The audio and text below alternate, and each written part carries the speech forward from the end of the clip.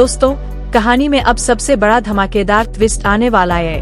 बहजाद साहब की हालत देखकर जवाहर बिना देर किए पारस को बचाने के लिए सीधे वहाब दुर्रानी के ठिकाने पर पहुंच जाता है। वहाब दुर्रानी मुस्कुराते हुए कहता है, अगर तुम्हें लगता है कि तुम पारस को यहाँ से ले जा पाओगे तो यह तुम्हारी सबसे बड़ी गलतफहमी है।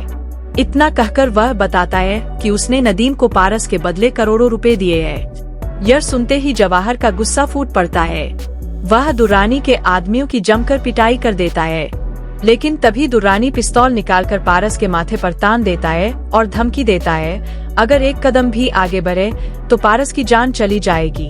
मजबूर होकर जवाहर पीछे हट जाता है। दुर्रानी पारस को गाड़ी में बैठाकर एयरपोर्ट की तरफ निकल पड़ता है। तभी जवाहर तुरंत सिकंदर को फोन करता है और कहता है, फौरन अपने आदमियों के साथ एयरपोर्ट वाले रास्ते पर पहुंचो।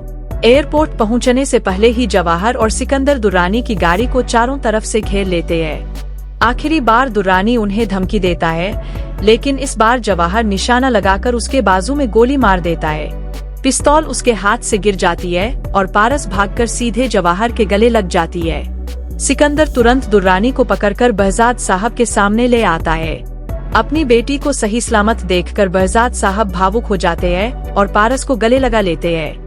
इसके बाद दुर्रानी एक और बड़ा राज खोल देता है। वह कबूल करता है कि पारस के किडनैपिंग प्लान में नदीम और आफताब भी उसके साथ शामिल थे और उन्होंने लालच में आकर उससे भारी रकम ली थी। यह सच सुनते ही बहजाद साहब का गुस्सा सातवें आसमान पर पहुंच जाता है।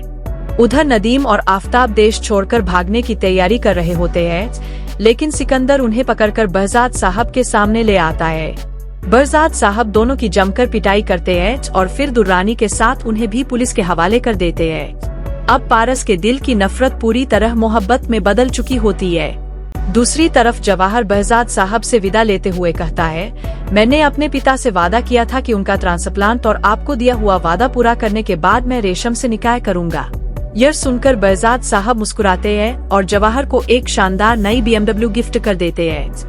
जवाहर अपनी नई गाड़ी में बैठकर गांव के लिए रवाना हो जाता है, लेकिन उसके जाते ही पारस उदास हो जाती है। वह अपने पिता से करती है, डैड, मैं जवाहर से मोहब्बत करने लगी हूँ, अब उसके बिना एक पल भी नहीं रह सकती। बहजाद साहब भी मुस्कुराकर कहते हैं, बेटा, मेरी भी हमेशा यही ख्वाहिश थी कि तुम्हारी शादी जवाहर से हो।